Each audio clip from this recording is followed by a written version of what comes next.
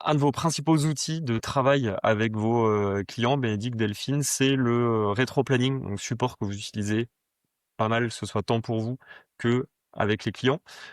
Est-ce que tu peux nous en dire un peu plus déjà, Bénédicte, sur le contexte d'utilisation un peu de ce doc?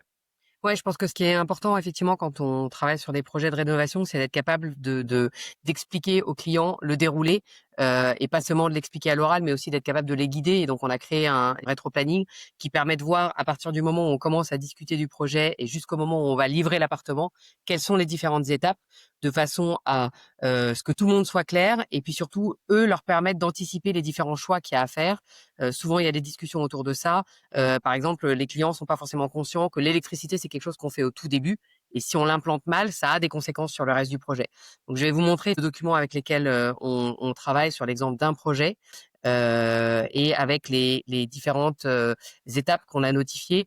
Donc C'est un effectivement, c'est l'objectif, un c'est de projet pouvoir qui se fait où? Bé Moulineau et qui est, on est en phase de on livre la semaine prochaine. Donc on est quasiment, à la fin de ce projet-là. donc là, on a une vue d'ensemble un petit peu, ce qu'on voit là sur le fichier Excel qui s'est, affiché à l'écran. Ouais, exactement. En fait, on voit en vert toutes les phases terminées. Donc si je descends, on voit qu'il reste, juste les quelques phases de menuiserie, accessoires et nettoyage de fin de chantier. Donc on est vraiment, tout à la fin.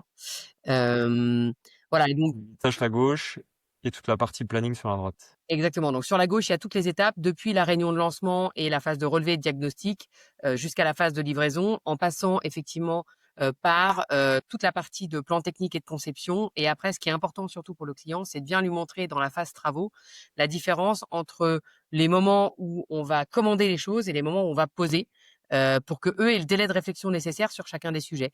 Donc typiquement, une des premières choses qu'on va faire, c'est poser les revêtements de sol. Donc c'est quelque chose qu'il faut choisir assez tôt, et très vite aussi tout ce qui est, cloison et électricité. Donc c'est des choses auxquelles il faut réfléchir, en amont du projet parce que dès qu'on démarre, après la démolition, c'est par ça qu'on attaque.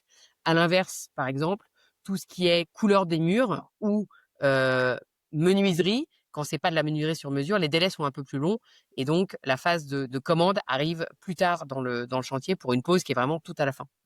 Ce document-là, vous le travaillez en fait dès le début, dès que c'est signé finalement avec le client, vous commencez à poser déjà tous les jalons, pour la suite, c'est ça? Exactement, et on adapte en fonction du type de projet, parce qu'il y a des projets où ça va être uniquement de la rénovation simple, donc un peu de peinture et un peu de menuiserie, donc le rétro-planning est très court, et des projets qui sont beaucoup plus longs où, par exemple, quand il y a de la menuiserie extérieure, pardon, des changements de fenêtres, c'est pareil, ça s'anticipe énormément, en amont du projet pour, pouvoir les poser, les commander très tôt et les poser, 1 mois et demi après le démarrage du projet, et donc le rétro-planning va être d'autant plus long que le projet va être gros. C'est quoi la fréquence, d'échange que vous avez assez classiquement avec vos clients? C'est, toutes les semaines, tous les 15 jours, tu envoies une nouvelle version du document? Le rétroplanning, je le mets à jour, assez régulièrement, et en général, je le renvoie tous les 15 jours après avec le compte rendu chantier, parce qu'il évolue pas non plus toutes les semaines, mais il peut évoluer en fonction, des différents choix et des problématiques rencontrées pendant les travaux. Donc je le renvoie après avec les comptes rendus chantier à peu près tous les 15 jours. OK, donc en tant que client, c'est bien parce qu'on a la vue d'ensemble, on voit tout ce qui a été fait, tout ce qui reste Ouais, à faire et tout ce que exactement, potentiellement tout ce qui doit être validé. Voilà. exactement. Ouais. OK, et quel type de mauvaise surprise ça peut, t'éviter? Voilà. Bah, typiquement d'avoir les mauvaises discussions, dont je parlais tout à l'heure sur l'électricité, qui est souvent un sujet, que les gens, n'appréhendent pas. En fait, on fait les saignées d'électricité et on positionne toutes les prises et tous les interrupteurs au tout début du chantier, et si par exemple, il y a des modifications dans la menuiserie ou dans, un sujet que j'ai eu ce matin, le changement du choix, d'un miroir, ça change le positionnement de la prise.